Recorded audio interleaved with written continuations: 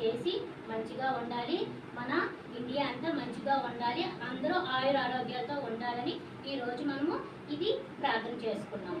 ఓకేనా? చెప్పాలి.